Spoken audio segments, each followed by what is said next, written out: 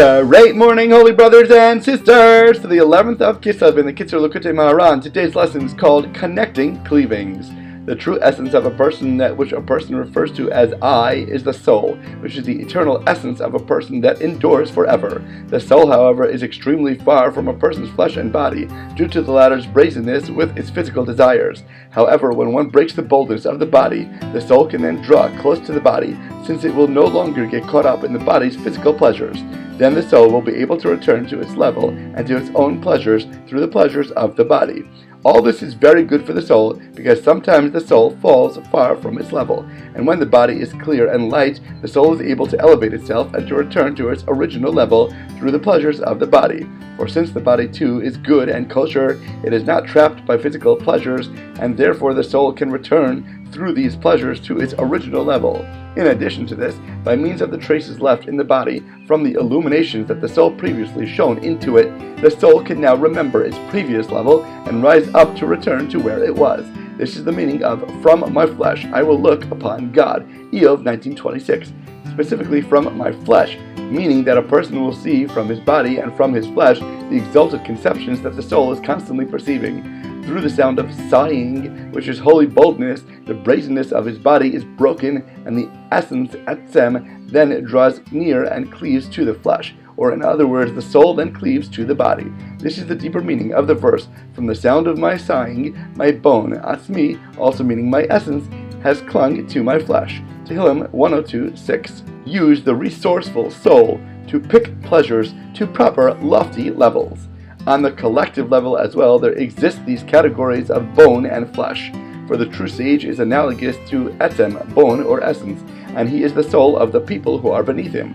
Now when the people are like flesh vis-a-vis the sage, who is the bone, they then hear the sound of sighing, namely the voice of the sage, and this sound breaks their bodies. As a result, the sage is able to draw close to them.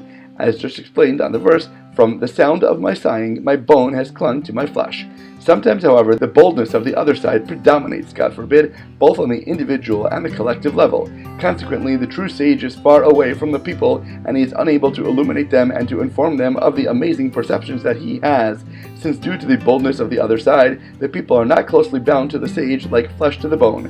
Correspondingly, on the individual level, the body is so far from the soul that it is not like flesh to the bone either, and it does not hear the voice of holiness at all, even when a person sighs and cries out to God. For the body is so far away from the soul that it hears only an echo, and does not merit to break its brazenness by the sound. Similarly, on the collective level, the brazenness of the people is not broken by the sound of the sighing and the reproof of the true sage, because the people hear nothing but an echo. The source of this echo is that when a person of holiness is aroused, the sound of the other side is aroused in response to it. This latter sound is the clamor of a person's sins, waking up and screaming out their accusations, God forbid. What is required in this case is to attend and minister to the sage. Through this, a person becomes like flesh to the sage, cleaving to him, and as a result, he merits to hear the sage's voice until the boldness of the other side is nullified. Similarly, when the body ministers to and serves the soul through the performance of practical mitzvos, the body then cleaves to the soul like flesh to the bone. In turn, the body hears the sound of its sighs and cries and merits to break its brazenness. By means of this, a person merits to come to perfect faith, which is the essence of the holiness that he receives from the true tzaddikim of the generation. Connect and cleave soundfully to sages through broken brazenness. As always, thank you so much for learning together. If you enjoyed this lesson, please remember to like, comment, share, and borrow. And please God, we'll learn again tomorrow.